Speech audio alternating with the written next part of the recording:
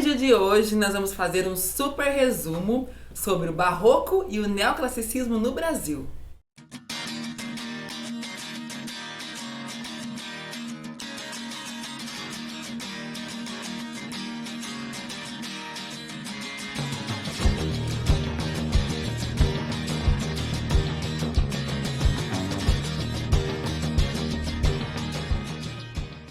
Quero começar o vídeo pedindo para que você deixe aquele like, compartilhe nas redes sociais e se inscreva no canal se ainda não for inscrito. Esse vídeo faz parte de uma playlist que nós estamos fazendo aqui de revisões com resumos de todos os conteúdos.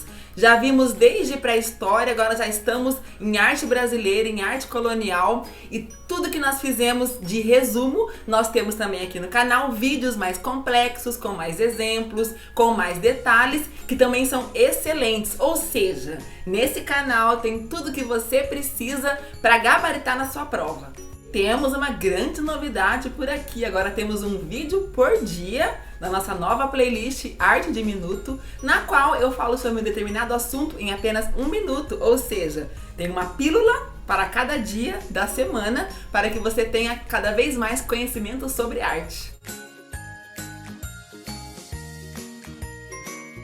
Então vamos lá, o primeiro assunto de hoje será o Barroco no Brasil. Temos já um resumo sobre o Barroco na Europa e no Brasil o Barroco chegou um pouco depois, porque ele veio com as missões religiosas que estavam vindo aqui para o Brasil no período colonial para catequizar, para evangelizar os brasileiros. E o Barroco, ele teve uma ligação direta com a questão da colonização, porque religiosos chegaram até aqui e começaram a construir igrejas. E essas igrejas começaram a ser construídas no estilo barroco.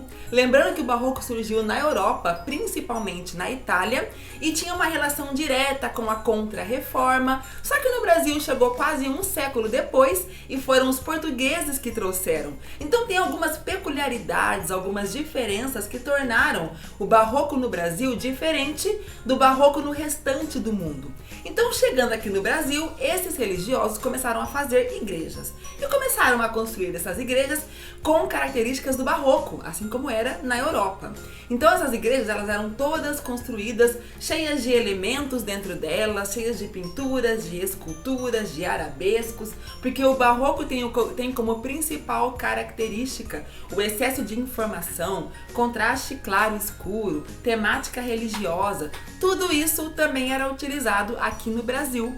Só que aqui no Brasil, eles começaram a utilizar mão de obra de brasileiros. Muitas vezes escravos, pessoas que moravam aqui no Brasil, que ajudaram a construir essas igrejas e que os religiosos ensinaram alguns ofícios, como esculpir em madeira, em argila, trabalhar com ouro, fazer pinturas, porque eles precisavam de mão de obra. Acabaram ensinando os brasileiros com técnicas trazidas lá da Europa. Essas são as semelhanças do barroco no Brasil e do barroco da Europa. Tinha ligação com uma igreja e plasticamente, esteticamente, tinha essas mesmas características, ok? Quais são as diferenças? Como eu falei para vocês, o barroco, quando chegou aqui no Brasil, encontrou um terreno muito fértil, um local onde onde existia muita mistura de culturas. Então a cultura dos europeus, junto com a cultura dos índios, junto com a cultura dos escravos, era uma miscigenação. E por isso o barroco, apesar de ter características muito parecidas com o barroco na Europa, quando chegou aqui se diferenciou em alguns aspectos. Quais são eles? As pessoas que eram representadas, personagens que eram representadas nas esculturas e nas pinturas, começaram a adquirir características do povo brasileiro.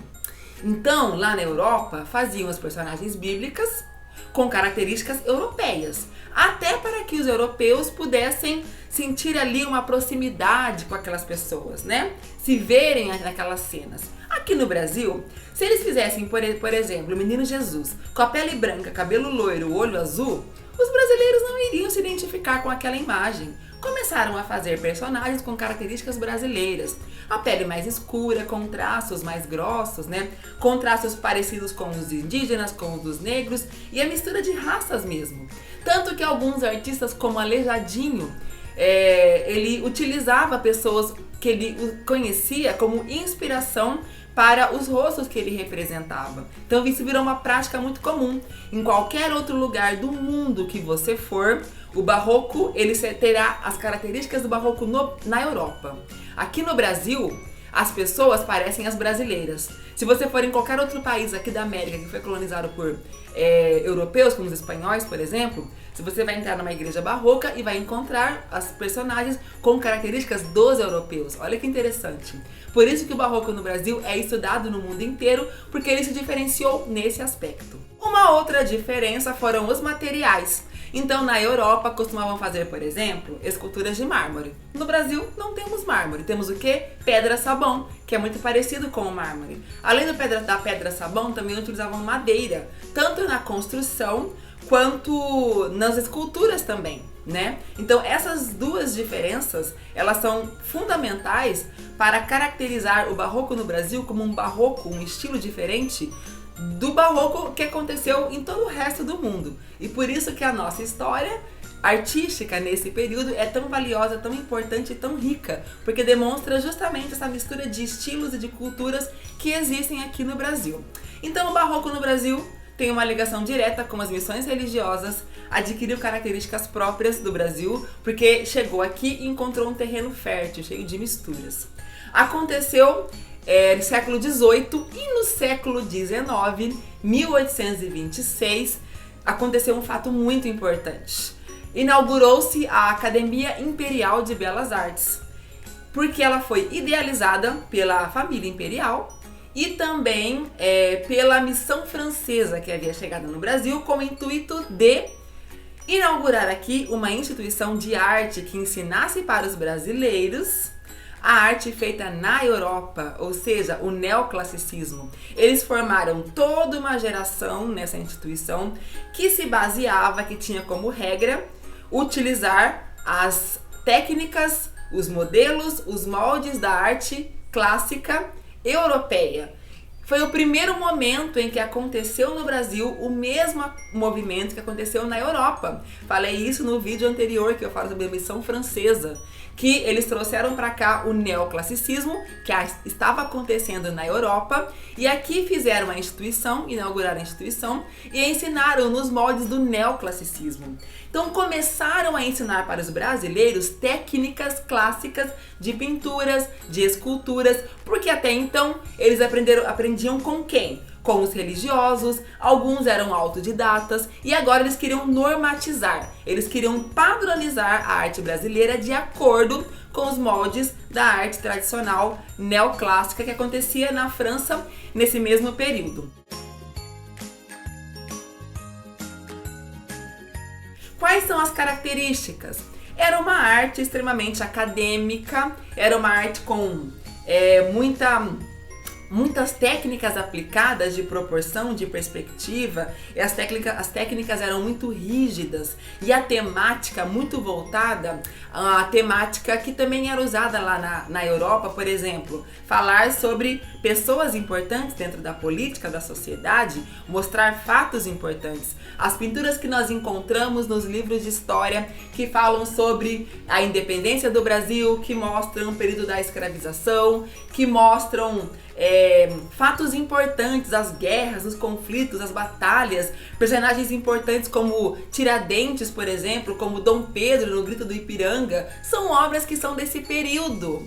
E a principal característica entre todas elas é a questão da idealização. Então, olha como esses fatos foram idealizados nas pinturas, como esses fatos foram idealizados na literatura, na poesia. Os personagens eram descritos na pintura como grandes heróis. Por exemplo, na obra Tiradentes Esquartejado, o corpo de Tiradentes imita a posição da cruz, como se fosse quase que relacionando o papel do Tiradentes com o papel de Jesus na história bíblica. Então Dom Pedro, no Grito do Ipiranga, majestoso, em cima de um cavalo, com uma roupa militar, cercado de várias pessoas e com a espada em punho, ou seja, que cena mais heróica. Era assim que eles queriam representar, porque era assim que acontecia na Europa. No Brasil não poderia ser diferente. Então as obras, pinturas que nós encontramos nos livros de história que narram esse período são pinturas do estilo neoclássico, que foi um estilo ensinado dentro da Academia Imperial de Belas Artes. Lembrando que esse é um resumo, mas nós já temos aqui no canal um vídeo sobre o Barroco no Brasil e outro sobre o neoclassicismo. E para não perder o costume, já deixa aquele like, se inscreva no canal e compartilhe nas redes sociais. Isso ajuda muito o canal a crescer. Fiquem com Deus e um grande beijo!